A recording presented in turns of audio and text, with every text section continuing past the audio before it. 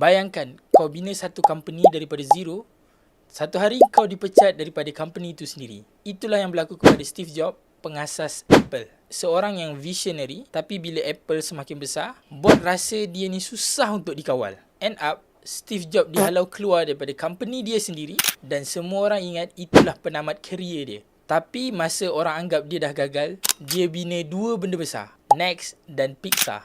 Dia belajar tentang leadership, fokus dan paling penting adalah sabar. Beberapa tahun kemudian, Apple hampir bankrupt.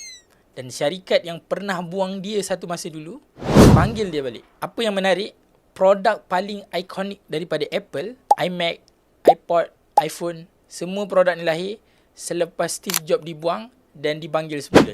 Apa yang kita boleh belajar? Kadang-kadang kegagalan bukanlah penamat dalam hidup kita, tapi dia adalah jalan untuk jadikan kita manusia yang lebih matang. So, kalau anda sedang jatuh sekarang, mungkin ini bukan pengakhiran, tapi adalah persediaan.